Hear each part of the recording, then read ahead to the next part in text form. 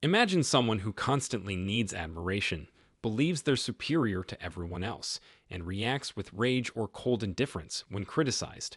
You might think, well, they're just so full of themselves. But what if this isn't just arrogance or confidence? What if it's a deeply ingrained pattern of thinking and behaving that affects every relationship, job, and life decision? This could be narcissistic personality disorder, which is a complex and often misunderstood mental health condition. Narcissistic personality disorder is a condition where someone has an inflated sense of their own importance, along with a deep need for excessive attention and admiration. People with NPD often see themselves as inherently special, unique, or superior, even if there's little evidence to support this belief. They might fantasize about unlimited success, power, or beauty, and believe others should recognize their greatness without question. But here's the catch. Beneath this inflated self-image, many people with NPD struggle with deep-seated insecurity and fragility. Their grandiosity often acts like a shield to protect them from feelings of shame, inadequacy, or vulnerability. For example, someone with NPD might belittle others to avoid confronting their own flaws or become enraged when their achievements aren't praised. Think of it as wearing a mask of extreme confidence to hide very fragile self-esteem underneath. It's important to note that while we all might have some narcissistic traits, like wanting to be admired or succeed, NPD is much more severe and causes significant problems in many areas of life. The condition typically begins in early adulthood and affects many aspects of a person's life, from their relationships to their work performance. NPD is relatively rare in the general population. Epidemiological studies suggest that approximately 1 to 6% of the population has NPD, though some studies suggest higher rates in certain groups, like high-powered professionals. Men are diagnosed with NPD more often than women, but the condition can go underdiagnosed because many people with NPD don't seek help. Some research indicates that about 50 to 75% of all cases are men. Types of narcissistic personality disorder. While NPD is officially diagnosed as a single condition, psychologists often describe two subtypes for the different ways it can manifest: grandiose narcissism and vulnerable narcissism. Number 1. Grandiose narcissism. This is the classic stereotype of NPD. People with this subtype are outwardly confident, charismatic, and dominant. They seek attention and admiration, often exaggerating their accomplishments or talents. They might dominate conversations, dismiss others' opinions, or exploit relationships to get what they want. Think of a CEO who takes credit for their team's work, or a friend who constantly talks about their perfect life while ignoring yours. Number 2. Vulnerable narcissism. This is sometimes called covert narcissism, and it is less obvious but equally damaging. These individuals are hypersensitive to criticism, easily hurt, and prone to feelings of inadequacy. Instead of openly bragging, they might play the victim, guilt-trip others, or withdraw into fantasies of being misunderstood or unappreciated.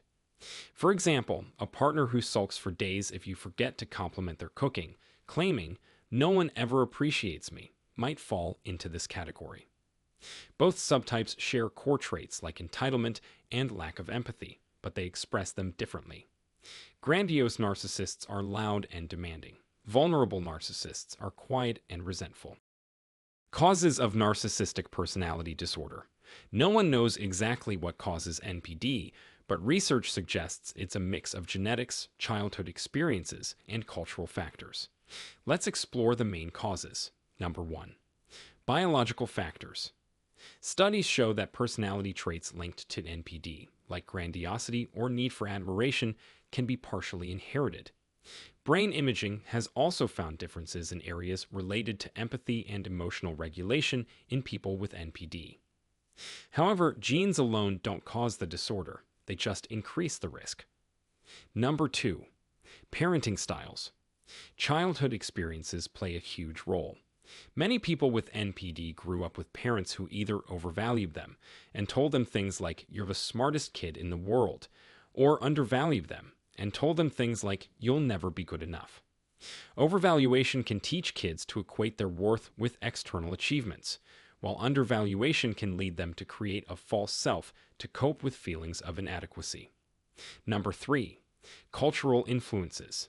Societies that prioritize individualism, fame, and material success may fuel narcissistic traits. Social media, with its focus on curated perfection and likes, has also been linked to rising rates of narcissism in younger generations. Number 4. Trauma.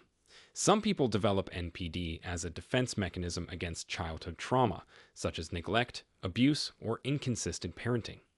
For instance, a child who was constantly criticized might adopt a grandiose persona to avoid feeling worthless.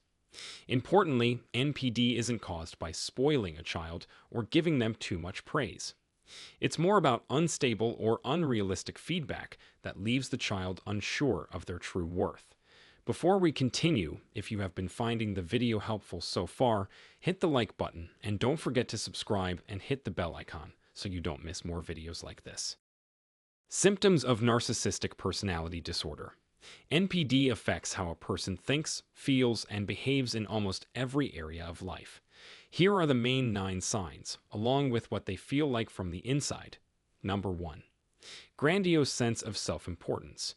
People with NPD genuinely believe they're better, smarter, or more talented than others, even when evidence says otherwise. They might name drop, exaggerate their achievements, or expect special treatment. Inside this grandiosity often masks deep insecurity. For example, someone who brags about their promotion might secretly fear being average. Number 2. Preoccupation with fantasies of success, power, or beauty. They spend excessive time daydreaming about fame, wealth, or perfect relationships. These fantasies help them avoid confronting their real-life shortcomings. Inside, they might feel empty or bored when reality doesn't match their idealized visions. Number 3. Belief in being special or unique.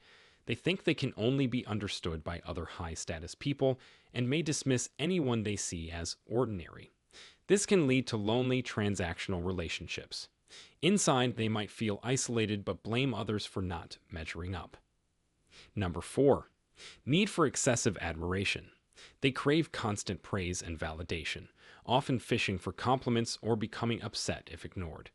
Inside, their self-esteem is like a leaky bucket. No amount of admiration fills it for long. Number 5. Sense of entitlement. They expect others to cater to their needs without reciprocating. For example, they might demand their partner cancel plans to attend to them, but refuse to do the same. Inside, they view relationships as a way to get their needs met, not as mutual partnerships. Number 6. Exploitative behavior. They use others to achieve their goals, whether it's taking credit for a coworker's idea or manipulating a friend for money. Inside, they justify this as what I deserve and rarely feel guilt. Number 7. Lack of empathy. They struggle to recognize or care about others' feelings. If you're upset, they might dismiss your emotions. You're too sensitive, or turn the conversation back to themselves.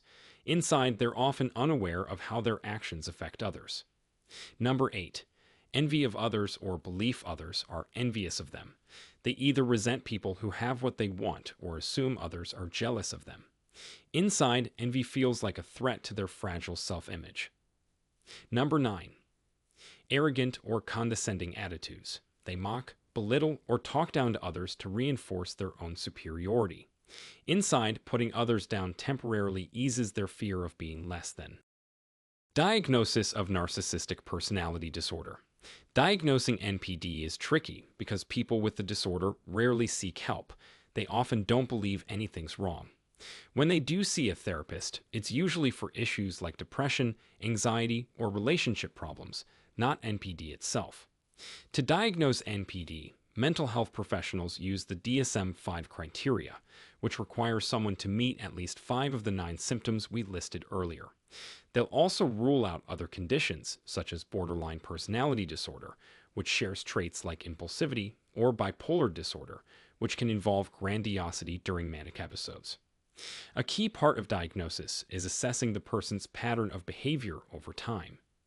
NPD isn't a temporary phase. It's a lifelong way of interacting with the world. Therapists may interview family members or partners to get a fuller picture, as the person with NPD might downplay their flaws. Treatment for narcissistic personality disorder. NPD is one of the most challenging personality disorders to treat. Many people with NPD resist therapy because they don't see their behavior as problematic. However, with commitment, progress is possible. Here are the most common treatment approaches. Number 1. Psychotherapy. The primary treatment for NPD is long-term psychotherapy, particularly psychodynamic therapy or cognitive behavioral therapy, CBT. These sessions help individuals understand their patterns of thinking and behavior, develop more realistic self-image, and learn to relate to others more effectively. The therapist works to help the person recognize their defensive patterns and develop healthier ways of coping with criticism and failure. This process takes time and requires commitment, as changing long-standing personality patterns isn't quick or easy. Number 2. Schema therapy. This specialized form of therapy helps individuals identify and change deep-rooted patterns of thinking and behavior. It focuses on unmet emotional needs from childhood and helps develop healthier ways to meet these needs. The therapy includes examining life patterns, understanding their origins, and developing new, more adaptive ways of relating to others and viewing oneself. Number 3. Group therapy. Group therapy provides a safe space for people with NPD to practice interacting with others. Feedback from peers can help them recognize how their behavior affects people. For example, if they dominate conversations, group members might point out how this pushes others away. This approach works best alongside individual therapy. Number 4. Medication. There's no medication specifically for NPD, but drugs may be prescribed for co-occurring issues like depression or anxiety. Antidepressants, like accessorize, can help stabilize mood, while anti-anxiety medications, like benzodiazepines, may reduce irritability. However, medication alone can't address core narcissistic traits. At the end, remember, while NPD can be challenging to treat, improvement is possible with the right help and commitment to change. Now we want to hear from you. Have you ever encountered someone with narcissistic traits? What was your experience like, and how did you handle it? Share with us your experiences and opinions in the comments below. We love to hear them. Thanks for watching.